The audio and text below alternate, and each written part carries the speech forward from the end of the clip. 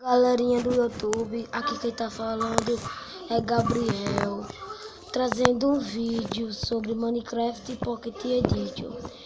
Esse é o meu primeiro canal, sabe, gente? Esse foi o criador daquelas lutas, essas coisas. Então eu vou mostrar um pouquinho de cada pedaço do Minecraft Pocket Edition. Primeiramente, eu vou mostrar um dos segredos que eu descobri recentemente. Que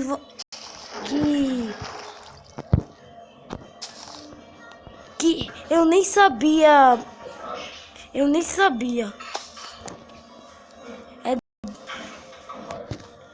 Eu vou fazer o portal do Nether, mas não é falando nele, né?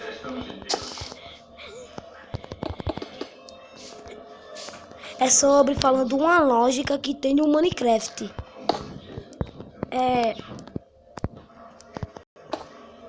E eu sei disso porque é impossível.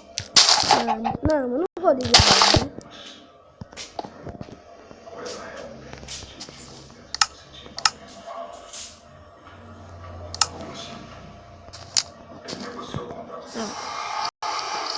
Eu vou entrar primeiro. Vou entrar. Aqui entrei. Aqui. Aí todo mundo vai perguntar, por que esse idiota tá colocando uma cama no submundo? Claro, né? Vocês não sabem ainda, né? Eu vou dar uma demonstração para quem quer se ferrar. Quer dizer, para quem não quer se ferrar. Assim, saca só. Tô com sono, vou dormir e... Esse é o segredo misterioso do Minecraft. Por que a cama explode? Você não sabe? Ninguém sabe? Né? É um segredo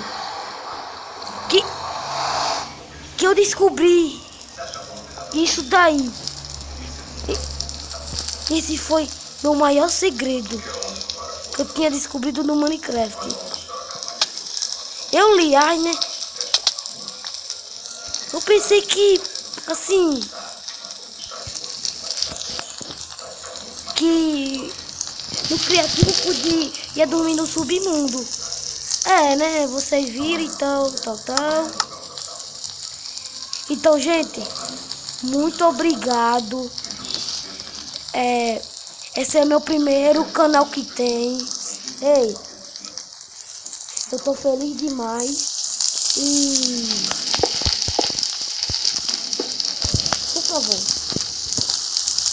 eu não quero ser assim, objetivo da primeira vez, mas dá um like, por favor, e curtam, assistam todas as quartas o meu vídeo.